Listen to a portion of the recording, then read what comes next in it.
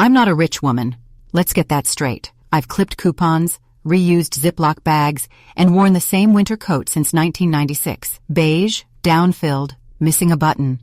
But it's warm, practical, like me. So when I spent $12,750 on a car for my grandson Tyler, it wasn't because I had money to burn. It was because I loved him, and I thought he loved me too.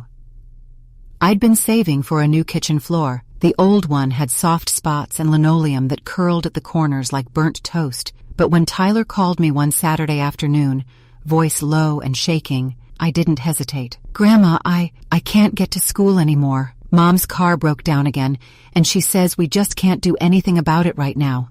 I don't know what to do." He was 17, smart, respectful. He always called me on my birthday, never forgot Mother's Day. I asked, "What about the bus?" He paused. "I tried, but I have night labs twice a week, and the last route leaves at 6. I didn't say anything right away. I thought about the 40-minute walk from the stop to their house, about how cold it gets after sunset in November. "I'll figure something out," he said too quickly. "Don't worry about it, Grandma." That's the thing about me. When someone says don't worry, I start worrying even more. I spent the next week running numbers. I had $18,300 in my savings account and $3,200 in checking. Social Security comes in the third Wednesday of every month, $1,921 after Medicare is pulled out. I called the local used dealership. The owner, Mike, remembered me. We used to take our old station wagon there when my husband was alive. Something reliable, I told him. Low mileage, safe. He showed me a 2015 Toyota Corolla, clean interior, 62,000 miles, silver. Nothing flashy. "We just put new tires on her," he said. "This thing will last another 10 years if he takes care of it." I wired the money that $12,750 flat. Tyler picked it up the following Monday. I couldn't drive over because of my knees, but he called me that night, full of gratitude. "Grandma, you didn't have to do that. I know I didn't. But I'll never forget it." I smiled so hard my cheeks hurt. I wish that had been the end of the story. 3 days later, I was scrolling Facebook, as I do most mornings. I don't post much, mostly just recipes I'll never try, and photos of people I used to work with. I belong to the local buy and sell group. That's when I saw it. 2015. Toyota Corolla. $14,000, OBO. Excellent condition. New tires, just detailed. Posted by Cheryl Martin. My daughter. Tyler's mother. There were 5 photos, and I recognized the car instantly. The smudge on the passenger side mirror, the university parking permit still stuck in the corner of the windshield. At first I thought, she must be selling her old car. I clicked. No, this was the car. The one I just bought. I stared at the screen so long my tea went cold. My first instinct wasn't rage, it was confusion. A strange, hollow confusion that filled my chest like rising water. I texted her, "Are you selling Tyler's car?" No reply. I called, straight to voicemail. I texted Tyler, "Is everything okay with the car?" No response. And suddenly, my memory went back to things I'd brushed aside. The way Cheryl had casually said last Christmas, "Must be nice having money to hand out." The time she laughed and said, "Tyler knows how to ask nicely. He gets that from me." Her boyfriend, Keith, always showing off some new tech gadget, even though neither of them worked full-time. By that evening, the post had disappeared from the Facebook group. I didn't sleep that night. Not well. I kept going over it. Had I misunderstood? But the next morning, I got my answer. A message popped up from a woman I didn't know. "Hi, is the car still available? I'm interested. Saw your post last night," I replied. This is her mother. The car was not hers to sell. She never messaged back. I sat on the edge of my bed in my old flannel nightgown and stared at my closet, one rod, half full of worn cardigans and sensible shoes. Then the phone rang. It was Cheryl. "Why are you blowing up my phone like a psycho?" she snapped.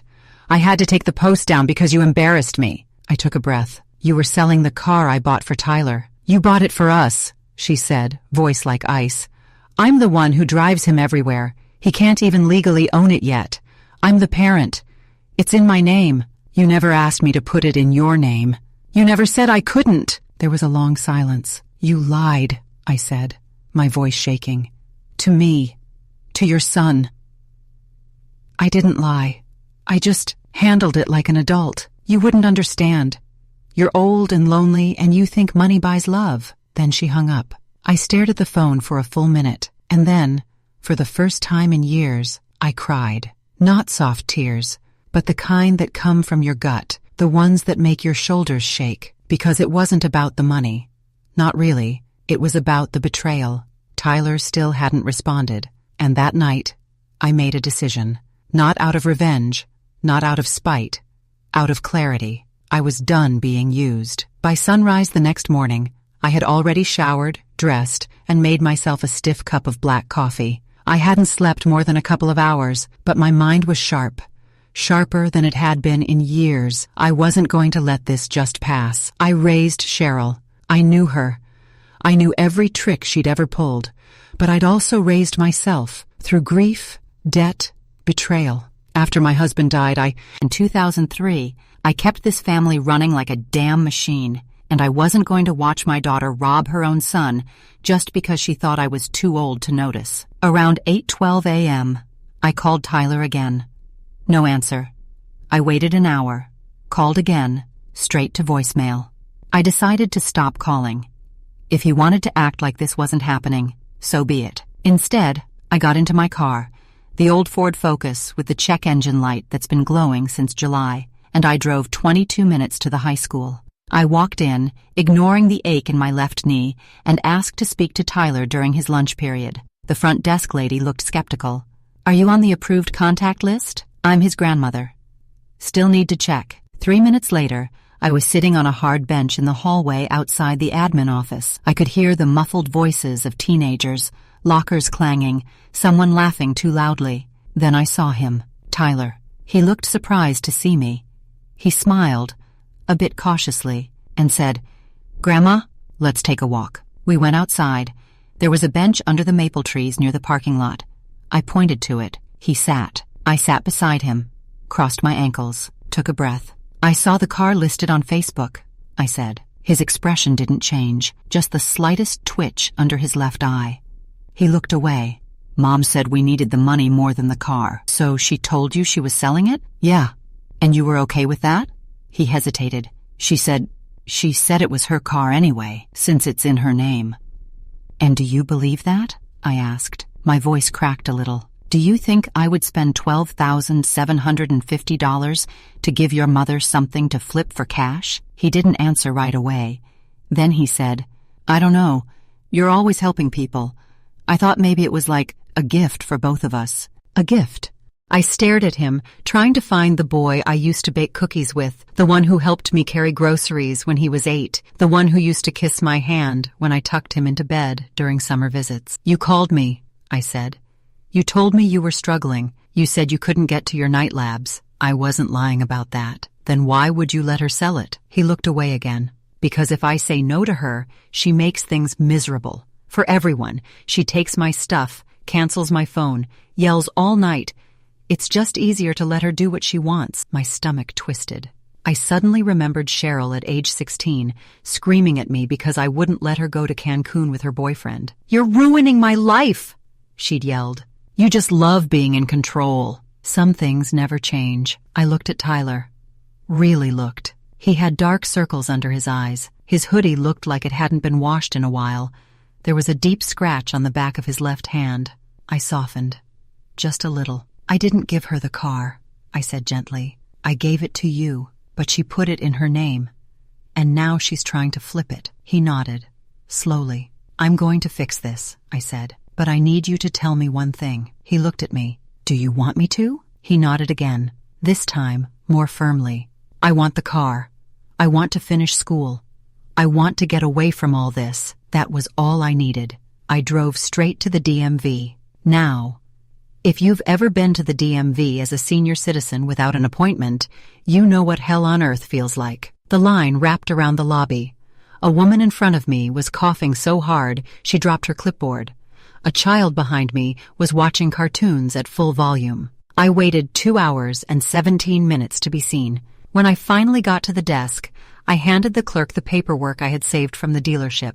Title transfer receipt, bill of sale, even a printout of the Facebook ad. "I want to report a fraudulent title." The woman blinked. "Ma'am, whose name is the car in?" "My daughter's, but I paid for it. I have proof." She looked through the papers, took notes, then called over a supervisor. That supervisor called someone else. After about 25 minutes of back and forth, they told me I could file a formal complaint of ownership dispute. I filled out Form 227A, signed an affidavit, and submitted a notarized statement. Then I left, exhausted, but clear. That evening, Cheryl called. "You went to the damn DMV?" she snapped. "What are you trying to pull, Mom?" "You committed fraud," I said calmly.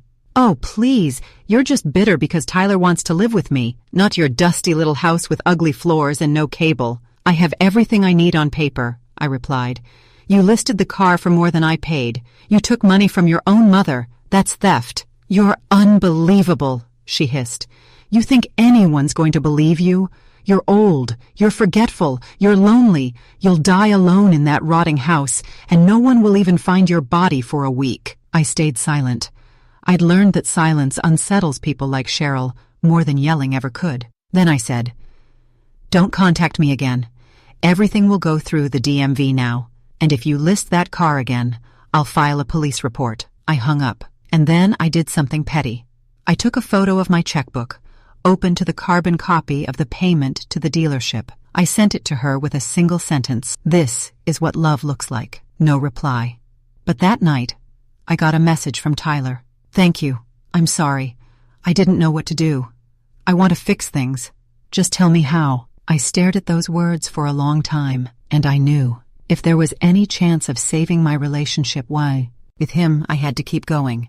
Not just for me, but for him. I didn't plan on digging further. I really didn't. The DMV paperwork was filed, Cheryl was warned, and Tyler had finally reached out. That should have been the end of it. But when someone robs you blind and looks you in the eye like you're the fool, well, some part of me couldn't let it go. Not yet. It started with a gut feeling, a sense that Cheryl's little Facebook stunt wasn't just a one-off impulsive betrayal.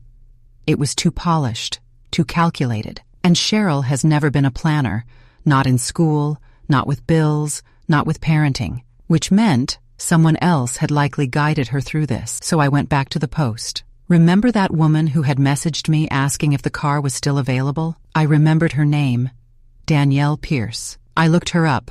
Her profile was mostly private, but there were a few public posts, and one of them caught my eye immediately. A blurry photo of a baby stroller next to a silver Corolla. Caption, "Blessings on blessings picked up today. She's a beauty." Dated just 2 days after Cheryl had taken the post down. The angle wasn't great, but I zoomed in. Same front plate mount with no plate, same tiny scratch on the left fender. My stomach turned to ice. I didn't want to believe it. I messaged Danielle. "Hi, this is probably strange, but I saw your post about the car. Did you buy that from Cheryl Martin?" No response. I waited an hour. 2. Nothing.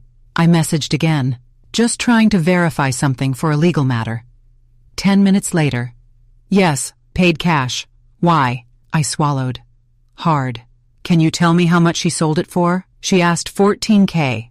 I paid $13,200. She said it was her dad's old car, and she needed money for medical bills. Said her mom was a narcissist who tried to steal it. I blinked, reread it. $13,200. That's $450 profit on top of the car I already paid for. And Cheryl had sweetened the story with the lie about me? A narcissist? Me? No mention of Tyler. No mention that the car wasn't even hers. I thanked Danielle, explained what happened, without blaming her.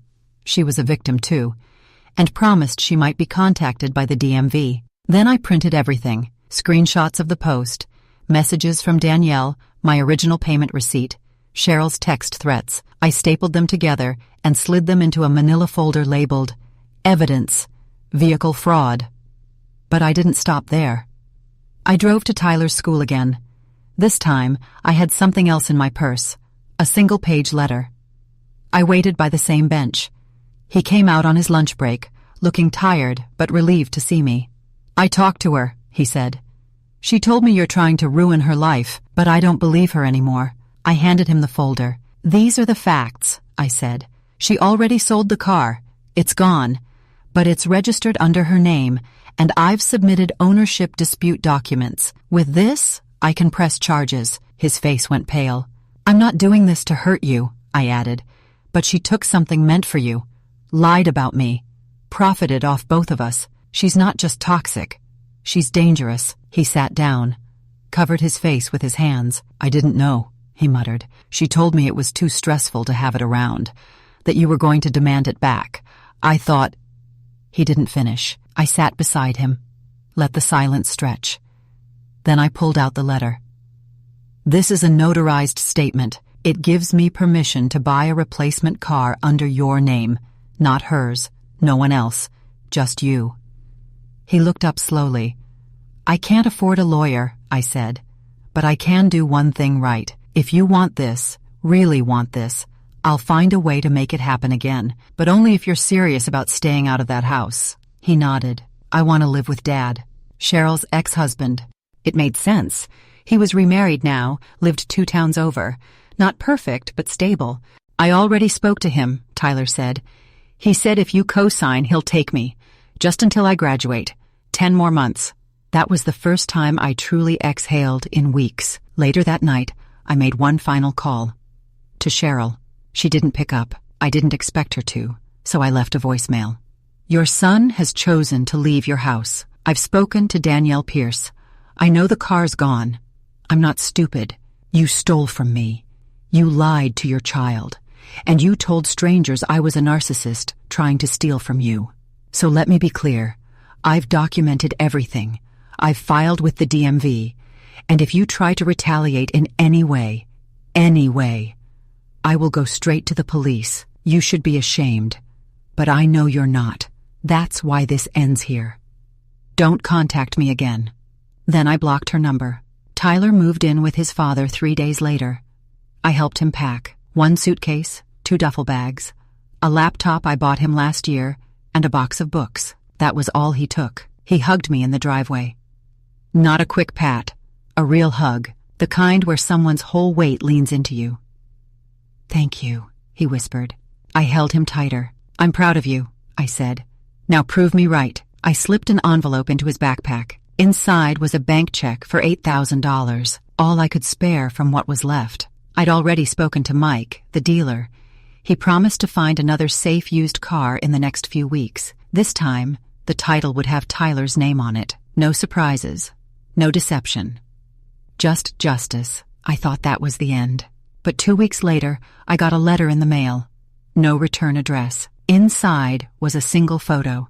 Cheryl, at some kind of party, drink in hand, fake tan glowing, laughing with Keith, and scrawled across the back, in Sharpie, "You'll die alone, you bitter old witch." No signature, but I didn't need one. I smiled, because when someone resorts to anonymous cruelty, it means they've already lost. People like Cheryl don't go quiet. They don't reflect. They don't apologize. They lash out. And sure enough, just when I thought the dust had settled, she made her move. It was a Tuesday, December 5th to be exact, and I was in the produce aisle at the Safeway. I had just picked up a bag of Granny Smith apples when my phone started blowing up with calls from neighbors. "Margaret," one of them said, breathless, "are you okay? She's saying awful things about you. On Facebook, on Instagram, even on the Nextdoor app, for God's sake." I went home, sat at my kitchen table, opened my old iPad, and there it was. A full-on smear campaign. Cheryl had posted a 13-minute video, filmed on her back porch, crying into the camera, mascara smudged, playing the victim like she was auditioning for some sad reality show. "She's trying to ruin me," she sobbed.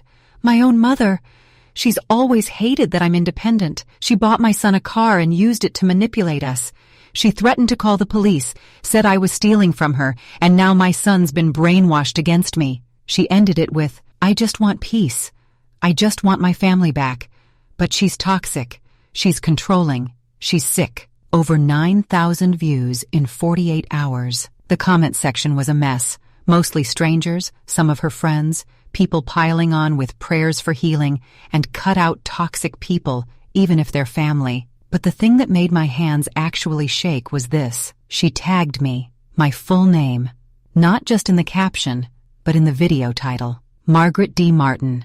My abusive mother tried to steal from me, and now it was public. I took a walk to calm down, a long one, wore my thick coat, and walked through the neighborhood, past the little church where I used to teach Sunday school, past the house where my friend Dottie lived before she passed. I let the cold air hit my face. I listened to my breath. I reminded myself, this isn't new. Cheryl has always weaponized pity. She used to fake stomach aches to get out of exams.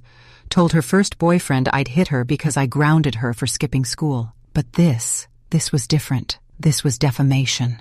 I went home, and I wrote a letter. I mailed it to her, certified. Return receipt requested. Just one page, very calm. This is your one and only legal warning. Remove every video, post, and tag that references me by name. I have documented all public content, including comments and timestamps. You have 72 hours. If anything remains after that, I will move forward with a civil attorney and file a defamation lawsuit. Sincerely, Margaret D. Martin.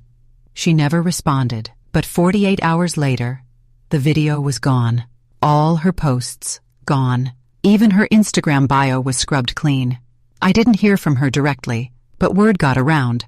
Apparently, she told her friends I'd called a lawyer and threatened to sue her into homelessness. And you know what? Let her tell that story. I was done correcting her. Meanwhile, Tyler was settling in with his dad. He called me once a week. Nothing long, 10, maybe 15 minutes, but he sounded lighter, steadier. Dad makes pancakes on Saturdays, he told me once. His wife's nice. She doesn't yell. She lets me study in peace. I asked how school was going. Better. I got a B+ on my chem exam. I sent him a $100 grocery gift card and a pair of thermal socks. Not because he asked, just because I wanted him to know. I still believed in him. And then, right before Christmas, I got a text. Mike found a car, $7,900. He says it's a good deal. Can you come sign the title with me? I drove over the next day. We met at the dealership. Mike smiled when he saw us. I had to fight off 3 other buyers for this one, he said, patting the hood of a 2012 Honda Civic. Only 58,000 miles. Clean interior, no accidents. I figured you'd want the paperwork clean this time. Tyler looked at me. You sure? I nodded. He signed. I co-signed. We paid cash. Title, Tyler James Martin. No more Cheryl, no more games. Just a young man, and a clean slate. But Cheryl wasn't done. She showed up at the dealership. I don't know how she found out. Maybe she saw us together, or maybe someone tipped her off. But just as we were getting the plates from the back office, I heard the sound of heels stomping across the pavement. Really? She shrieked. You just do this behind my back? Like I'm nothing? I turned around. Tyler froze. She was wearing a fake fur coat and one of those designer knockoff purses she flaunts like it's Chanel. Her hair was piled on top of her head like she got caught halfway through a salon blowout. You poisoned my son against me, she yelled, voice cracking. He's still a minor, you know. You think you can just take over? You're pathetic. Mike stepped out of his office. Calm, polite. Ma'am, this is private property. You're not on the paperwork. Please leave. But Cheryl was shaking now. Furious, desperate. You're a liar, Mom. Always have been. You pretend you're this sweet old lady, but you're a manipulative witch. You made Tyler hate me. Tyler finally spoke. Quiet, firm. You did that yourself. Silence. Cheryl looked at him like she'd been slapped, and in that moment, I saw her face crumble. Not sad, just hollow. Like someone who realized their last trick had failed. She turned around, didn't say another word, got in her car, peeled out of the lot. And that was the last time I saw her. On the way home, Tyler was quiet. Then he said, "Thanks for not giving up on me." I kept my eyes on the road. "I wasn't saving you," I said. "I was saving the part of me that still believes this family can be better than what she made it." He nodded. "Then I'll make sure we are." People think revenge is loud, explosive, full of screaming and broken glass. But I've learned that the sharpest revenge is often silent, slow, like a door quietly closing behind you that you never unlock again. And sometimes, revenge doesn't even look like revenge. It looks like love. Just directed somewhere new. Somewhere it'll grow. It was January 14th when I sat down with my lawyer, Marion. Her office smelled like lemon furniture polish and the peppermint she always kept in a bowl on her desk. I've used Marion for everything since 2009. Real estate, estate planning, even the fight over the septic tank in 13. She adjusted her glasses and said, "So, what are we changing?" I slid a folded page across the desk. "My will," I said. "I want to make everything crystal clear." She opened it, read it slowly. "This is a big change," I nodded. "I've spent 20 years trying to forgive my daughter for things she never once apologized for. I'm done writing her blank checks." She pursed her lips. "You're sure?" "As sure as I was when I paid off her DUI lawyer, or her credit card debt, or when I helped her raise a son she barely fed." Silence. Then she said, "Let's get it done." My original will left things split evenly, 50% to Cheryl, 50% to Tyler. Now, Cheryl gets nothing, not out of cruelty, but out of peace, because leaving things to her would just be another fire to put out from the grave, another round of manipulation. So instead, I set up a revocable living trust with everything earmarked for Tyler. The house, currently valued at $248,000, my remaining savings, $42,500 after taxes and repairs, my life insurance, $100,000, pay out to him directly, even my grandmother's antique jewelry locked away in the blue velvet box. But there was one condition. He had to finish college, fully, with a degree. I told Marion to write it exactly like this. Distribution of assets is contingent upon recipient's completion of an accredited undergraduate degree within 5 years of grantor's death. If he didn't, the assets would be liquidated and donated to a women's legal aid fund. A little poetic justice. I left Tyler a sealed letter in Marion's safe to be delivered if I pass before he graduates. I poured every ounce of truth into that letter, and love, and hard-earned clarity. Meanwhile, Cheryl must have caught wind of it all, because out of nowhere, I started getting cards. Birthday cards. Early ones. It was only February, but I got one that said, "Hope this year brings us back together, Mom. Let's not die angry. I love you. Cheryl." Inside was a photo of her and Keith at some wine tasting. I threw it in the bin. Then came the texts. "Just checking in. Tyler said you've been sick. Need anything?" I didn't reply. Then a voicemail. "I know you're mad, but family is family. I made mistakes. You did too.